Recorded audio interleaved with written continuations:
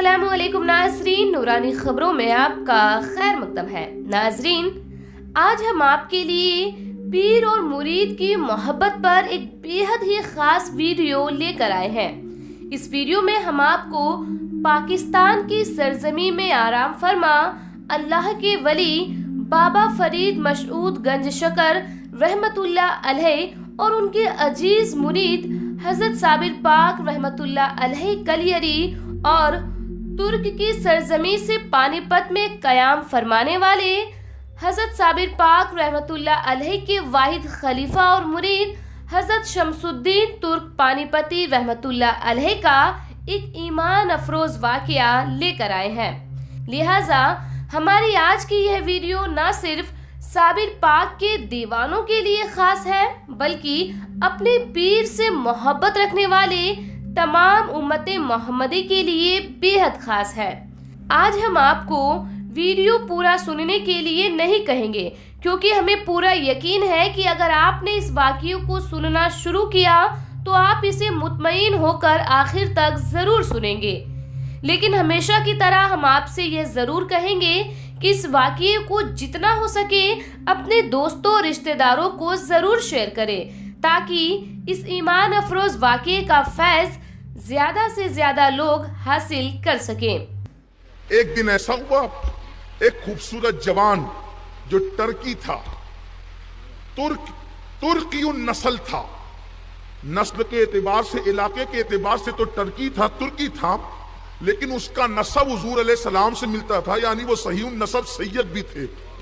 वो जवान आए और आने के बाद बाबा फरीद से कहा, हुजूर मुझे मुरीद करें आप, मैं मुरीद होना चाहता हूं, मैं मुरीद होना चाहता हूं आपसे। हजरत बाबा फरीद ने मुरीद नहीं किया उनको, और आंख में आंसू आए तो फरमाया कि मेरा लाल साबिर कलियर में गुलर की शाख पकड़ के खड़ा है और उसको 12 साल हो गए। कौन ऐसा बंदा है जो उसको बिठा सकता है? और साबिर पाक की इतनी तारीफ की कि वो टर्की नस्ल और सही नसब सैयद, जिसको दुनिया हजरत सैयद शमसुद्दीन तुर्क पानीपती कहती है, अभी वो जवानी में थे। उन्होंने जब जिक्र साबिर सुना, जाहिर सी बात है जब मुझसे आप जिक्र साबिर पाक सुनते हैं तो फिर कलियर शरीफ के चक्कर लगाने लगते हैं। वहां से फोन करते हैं, साहब इस साल तकरीर सुनी थी ना, कलियर शरीफ में हूं, आपका सलाम पेश करो। और ये तकरीरें जब दुनिया भर में जाती हैं तो वहां से भी लोग पहुंचते हैं, और इसमें अपना कोई कमाल नहीं, हम तो नौकरी करते हैं, तो गुलामी करते हैं। आका की नजर हो जाए तो दुनिया भी संवर जाए और आखिरत भी संवर जाए। तो लोग वहां पहुंच रहे हैं, शौक है, ज़ौक है, अब पहले से पहुंचते हैं। ये कोई तकरीरों का असर नहीं है, ये तो उनका फैजान है, वो जिसे चाहे खींच लेते हैं, जिसे चाहा दर पे बुला लिया, जिसे चाहा अपना बना लिया। ये बड़े करम के फैसले, ये बड़े नसीब की बात है। सुभान अल्लाह। तो जब हमसे आप सुनते हैं तो इतना शौक पैदा होता है। जब हजरत बख्तियार काकी के लाल फरीदुद्दीन मसूद गंज शकर ने साबिर पाक का तस्करा किया, और वो मुरीद भी कैसा, जिसकी तारीफ पीर करते करते रोने लगे। सुभान अल्लाह। पीर जिसका नाम लेकर आंखों में आंसू लाए, कहने लगे कि वो मेरा लाल जो है वो 12 साल से खड़ा है, कोई उसको बिठा सकता है? तो इस सही नसब सैयद टर्की नस्ल हजरत शमसुद्दीन तुर्क पानीपती ने कहा, बाबा साहब अगर बात इतनी है तो मैं उसको बिठा सकता हूं। हजरत बाबा साहब ने फरमाया, ठीक है जाओ, लेकिन कुछ नसीहतें पहले सुन लो। तुमको जाना है अलीमुल्ला अब्दाल के साथ। ये अब्दालियत जो है, ये अब्दाल जमा है, असल है ये बदल, और ये अब्दाल का जो मर्तबा मिलता है इंसान को, सूफिया फरमाते हैं वो नफिल नमाजों से नहीं मिलता या नफली रोजों से नहीं मिलता। ये अब्दाल का जो मर्तबा मिलता है उसमें जो चीजें बयान की है सूफिया ने, एक तो ये कि वो सब के लिए दिल साफ रखे, एक किसी को बिला उज़्र शरई बुरा ना कहे, लोगों की खिदमत करे और लोगों के लिए नरम दिल हो। जब ये सिफात बंदे में पैदा होती है तो वो अब्दाल के मर्तबे तक पहुंचता है, और जो अब्दाल की मंजिल पर पहुंचता है तो फिर वो मंजिल ही जुदा है, उसका जिक्र कभी होगा इंशाअल्लाह। تو حضرت بابا صاحب نے فرمایا علیم اللہ ابدال کے ساتھ تم نے جانا، اور سنو آگے نہیں جانا، پیچھے کھڑے رہنا، ٹھیک ہے، اور پیچھے سے ہی بات کرنا، ٹھیک ہے حضور۔ بابا صاحب نے تیل دم کیا اور فرمایا کہ یہ تیل بھی ساتھ لے جاؤ، تمہیں کام آئے گا تیل۔ بابا فرید الدین علیہ الرحمہ ان کو تیل دیتے ہیں اور علیم اللہ ابدال کے ساتھ روانہ کرتے ہیں۔ روایتوں میں آیا ہے کہ فجر کی نماز کے بعد چلے اور اشراق سے پہلے پہلے پاک پٹن سے علیم اللہ ابدال کی برکت سے شمس الدین ترک پانی پتی رحمت اللہ تعالی علیہ چاشت کے سے پہلے پہلے وہاں پہنچ گئے۔ جب وہاں پہنچے تو دیکھا کہ صابر پاک گولر کی شاخ پکڑ کر کھڑے ہیں عالم تحجر میں، مشاہدہ حق میں، کسی کی کوئی خبر نہیں ہے۔ 12 سال تک اگر انسان 12 گھنٹے کھڑے رہنا تو اسے پوچھو اس کے پیروں کی حالت کیا ہوتی ہے، 12 سال تک۔ اور یہ بات تو کلیر کا چاند نامی کتاب، گلزار حقیقت گلزار صابری، تاریخ مشائخ چشت، سیر الاولیاء، سیر الاقطاب، یہ جو کتاب اولیاء کی زندگی پہ اس میں موجود ہے۔ مختلف الفاظ کے ہیر پھیر سے مفہوم یہی ہے، 12 سال تک کھڑے رہے۔ سوچو 12 سال تک، اچھا گولر کی شاخ پکڑ کر، گولر کی شاخ، یہ بھی یاد رکھیں آپ کوئی ڈنڈا پکڑ کر کے رات بھر کھڑے نہیں رہ سکتے، ڈنڈا پکڑ کر رات بھر کھڑے نہیں رہ سکتے، اس لیے کہ پکڑیں گے تو ہاتھ درد کریں گے اور کھڑے ہوں گے تو پیر درد کریں گے۔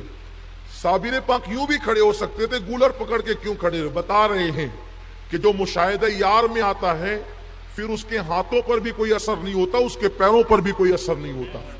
آپ کھڑے ہیں، حضرت شمس الدین ترک پانی پتی بہترین قاری تھے، ترکی تھے، قرآن بہترین پڑھنا جانتے تھے۔ آپ پیچھے کھڑے ہوئے اور آپ نے قرآن کی تلاوت شروع کی، پڑھنے کا وہ لب و لہجہ تھا۔ آپ دیکھیں اس سے پتہ چلا کہ صابر پاک کو قرآن سے کتنا پیار تھا، قرآن سے کتنی محبت تھی۔ اور اللہ کا کوئی ولی آپ کو ایسا نہیں ملے گا جو قرآن سے دور ہو، قرآن کی تلاوت سے دور ہو۔ اللہ اکبر، قرآن وہ اللہ کی عظیم کتاب ہے جو اللہ نے نازل کیا، اور وہ الفاظ حضور کی زبان سے ادا ہوئے۔ اور اللہ جب ہم قرآن پڑھتے ہیں تو گویا جو الفاظ اللہ نے نازل کیے اور جو الفاظ حضور کی زبان سے جاری ہوئے وہ الفاظ ہماری زبان پر جاری ہوتے ہیں، تو ہماری زبان کتنی محترم ہو جاتی ہے۔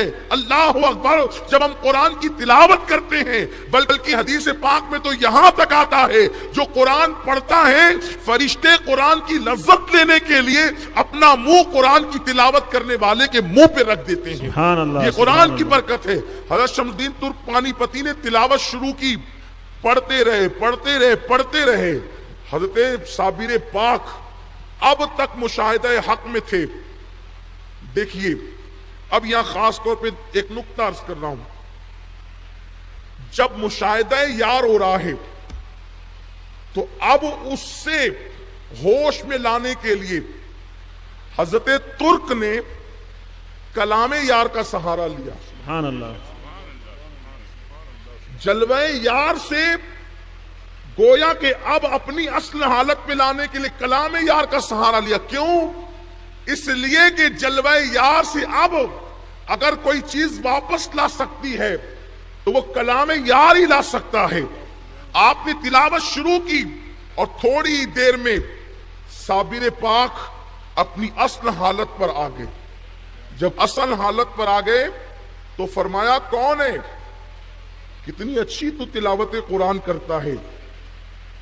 بس جب اتنا کہا نا کہ کتنی اچھی تلاوت کرتا ہے تو انہوں نے تلاوت ہی بند کر دی، انہوں نے تلاوت قرآن روک دی۔ کرے پڑھتا کیوں نہیں؟ پڑھ تو عرض کی حضور پڑھنا تو چاہتا ہوں لیکن ہمت نہیں ہوتی۔ کہ پڑھ تو آپ نے عرض کی حضور پڑھنا چاہتا ہوں لیکن ہمت نہیں ہوتی۔ پھر فرمایا پڑھتا ہے اور پیچھے کھڑے ہو کر کے کیوں پڑھتا ہے؟ آ گیا پیچھے کھڑے ہو کے کیوں پڑھتے ہیں؟ آ گیا۔ تو آپ نے تلاوت شروع کی اور جب کہا آگے آ تو آپ آگے تشریف لائے اور پھر قرآن پڑھنا شروع کیا۔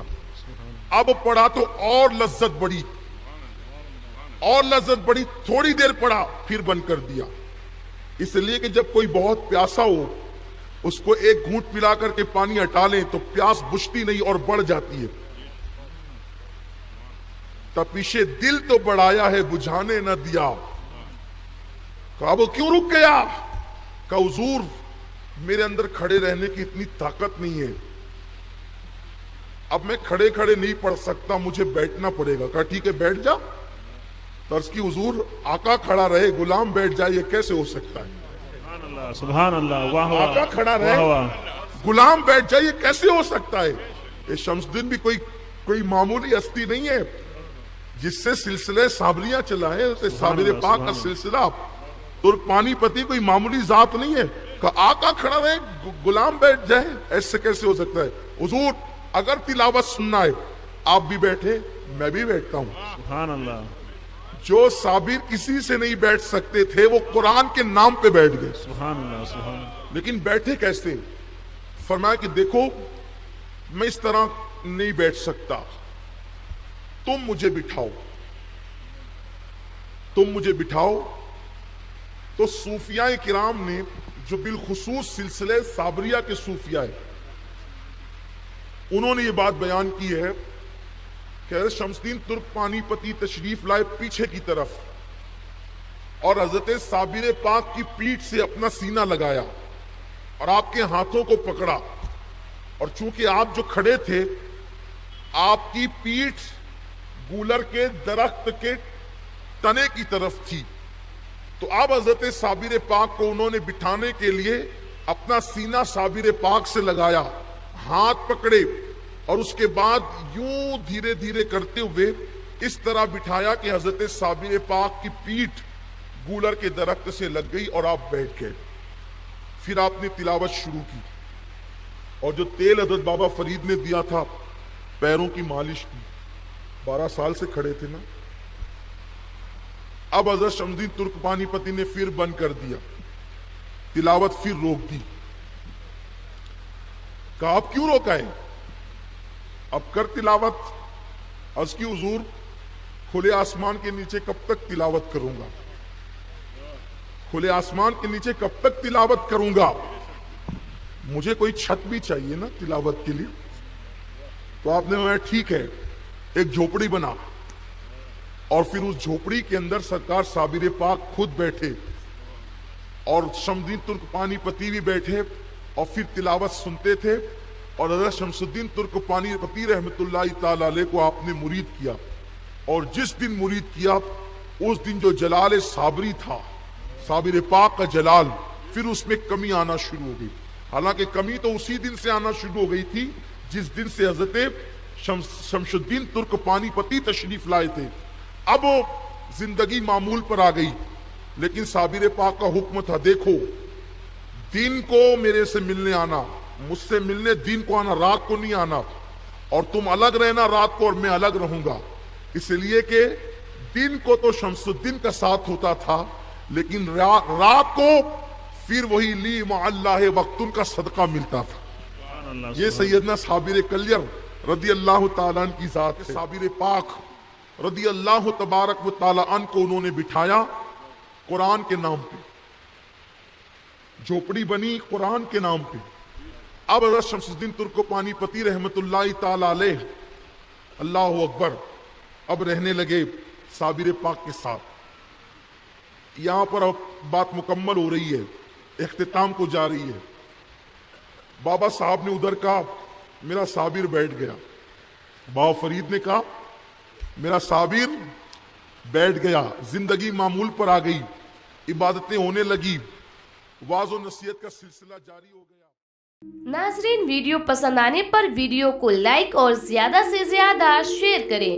اس کے علاوہ ناظرین اگر آپ نے ابھی تک ہمارے چینل نورانی خبریں کو سبسکرائب نہیں کیا ہے تو سبسکرائب کر پاس میں لگے بیل آئیکن کو ضرور دبائیں تاکہ ہمارے چینل پر اپلوڈ ہونے والی لیٹسٹ ویڈیو کی نوٹیفیکیشن سب سے پہلے آپ کو ملے.